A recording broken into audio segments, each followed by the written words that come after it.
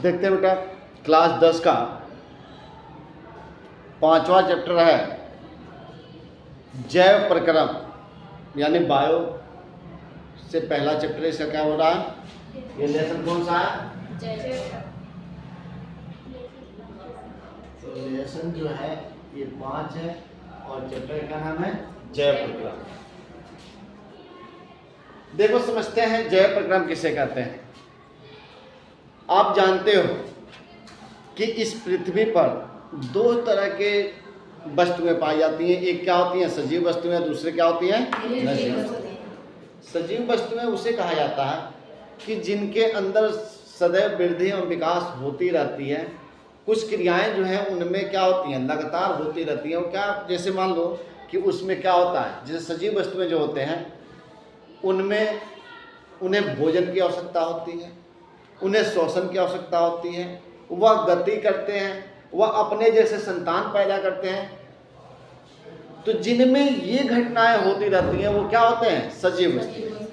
और जिनमें ये घटनाएं नहीं होती हैं वो क्या होते हैं? निर्जीव वस्तुएं होते हैं। तो जो सजीव वस्तुएं होती हैं, जितने भी सजीव वस्तुएं होती हैं, जिनमें जैसे जो सजीव होते हैं, जो जीव होते हैं, उन जीवों के अंदर उनके शरीर में कुछ क्या होते हैं? क्रियाएं होती हैं। सजीवों के या जीवों के शरीर में जो क्रियाएं होती हैं उन्हीं क्रियाओं को हम क्या कहते हैं? जैव प्रक्रम कहते हैं। अब जीवों के शरीर में कौन कौन सी क्रियाएं होती हैं? जैसे हम लोग के शरीर में कौन कौन सी क्रियाएं होती हैं? भाई सीधी सी बात है कि हमारे शरीर को पोषण की आवश्यकता होती है। किसकी आवश्यकता होती है? पोषण। पोषण होगा तभी हमारा क्या होगा? वृद्धि एवं विकास होगा। पोषण किससे होता है? भोजन से होता है। पोषण किससे होता है? भोजन। तो बताया गया कि आपको जो है वो पहले हमें सबसे पहले किसकी आवश्यकता पड़ती है? वो हमारे अपने मेरा शरीर जो क्या करता है? पोषण क्रिया करता है। आप सभी का शरीर क्या करता है? पोषण क्रिया करता है, यानी उसे भोजन की क्या है? आवश्यकता है। दूसरा जो है भोजन के बाद से दूसरा जो है शरीर की आवश्यक चीजें क्या है? कौन क्रिया करता है बेटा? तो हमारा यानी पहला हमारा शरीर पोषण करता है, दूसरा क्या करता है? श्वसन क्रिया करता है। क्या करता है? श्वसन क्रिया करता है। और तीसरा जो है पाचन क्रिया करता है। क्या करता है? पाचन क्रिया। चौथा जो है परिसंचरण क्रिया करता है।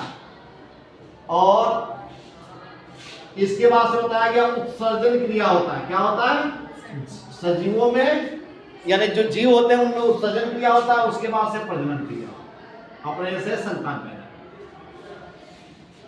इन्हीं क्रियाओं को जो यानी जीव के शरीर में जो ये क्रियाएं हो रही है, इन्हीं क्रियाओं को हम क्या कहते हैं? जैव प्रक्रम कहते हैं। तो अगर कहीं से आपसे पहले तो जैव प्रक्रम क्या था, तो हमने बताया कि जीवों के शरीर में कुछ क्रियाएं होती हैं, जैसे पोषण क्रिया, श्वसन क्रिया, पाचन क्रिया, परिसंचरण क्रिया, उत्सर्जन क्रिया और प्रजनन क्रिया। इन्हीं क्रियाओं के सम्मिलित रूप को हम क्या कहते हैं? जैव प्रक्रम कहते हैं। तो आपने समझ लिया कि जैव प्रक्रम क्या है। अब जैव प्रक्रम में हम एक एक को क्या करेंगे? बारी बारी से इसको अध्ययन करेंगे। पहला जो है हम मान लीजिए क्या हो गया? ये पहला हो गया। तो पहला हम क्या देखेंगे? पोषण क्रिया। दूसरा क्या देखेंगे? श्वसन। और तीसरा क्या देखेंगे? पाचन क्रिया। और चौथा क्या देखेंगे? परिसंचरण। पांचवा उत्सर्जन। और छठवां क्या देखेंगे? प्रजनन। एक एक को क्या करेंगे? बारी बारी से पढ़ेंगे, क्योंकि ये चैप्टर आपका लंबा है, जिसमें मानव शरीर के पूरे क्रियाओं के बारे में ही आपको क्या करना है? अध्ययन करना है। ये छोटा चैप्टर नहीं है, लंबा चैप्टर है। यानी बायोलॉजी आपका जो है आधा इसी में आपका जो है खत्म कर दिया इसी चैप्टर में। तो ये बहुत बड़ा चैप्टर होगा, हम एक एक को पढ़ेंगे और एक एक छोटा नहीं है। पोषण सबसे पहले देखेंगे। पोषण यानी देखो हमारे शरीर को पोषण की आवश्यकता क्यों होती है? यानी हमारे शरीर को वृद्धि एवं विकास की आवश्यकता है। जैसे हम जन्म लेते हैं, जन्म जब लेते हैं, नवजात शिशु होते हैं, लगभग हमारी वजन जो है 3 kg के आसपास होता है, 3.5 kg के आसपास होता है। और लगभग हम जो है 1 फीट के आसपास होते हैं या 1.25 फीट के आसपास होते हैं। लेकिन आप देखते हो कि 6 महीने जन्म लेने के 6 महीने बाद बच्चे का जो है शरीर की हाइट भी बढ़ जाती है। और आपको बताया गया था कि उसके वेट में भी क्या हो जाता है?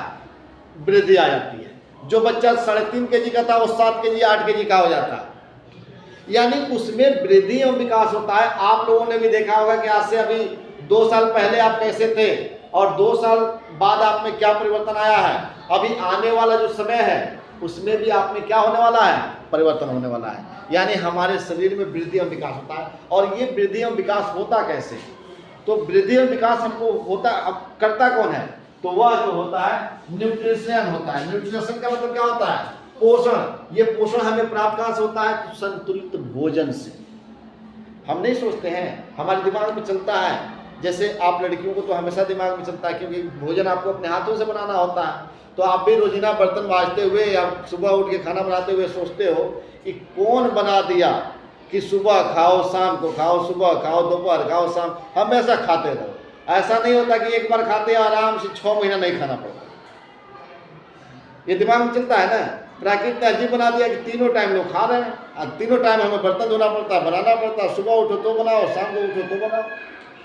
भाई हमें भोजन की आवश्यकता है क्योंकि हमें संतुलित आहार की आवश्यकता होती है।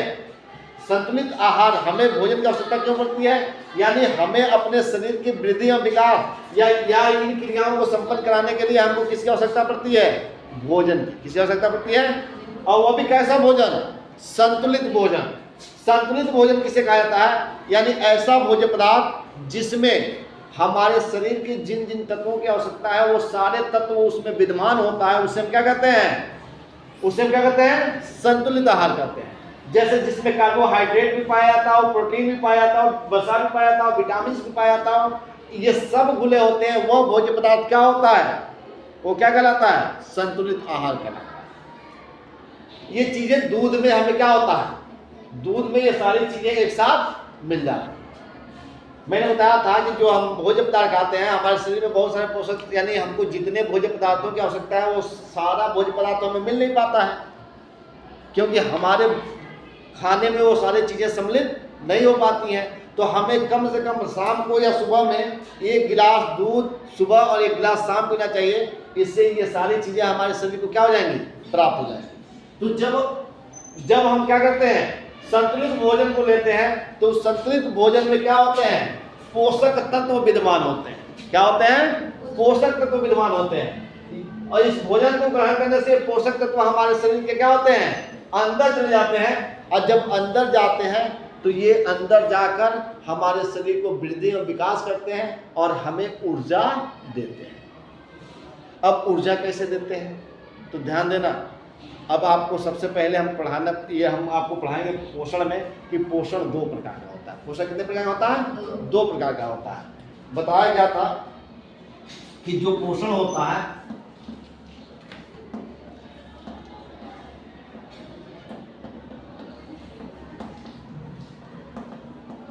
ये जो पोषण होता है बेटा, ये पोषण कितने प्रकार का होता है, कितने प्रकार का होता है, बताया जा रहा है कि ये पोषण कितने प्रकार के होते हैं, 2 प्रकार के होते हैं। एक को कहा जाता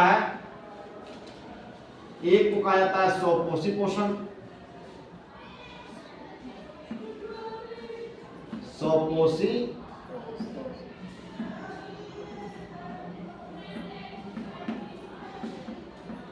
और एक को कहा जाता है परपोषी।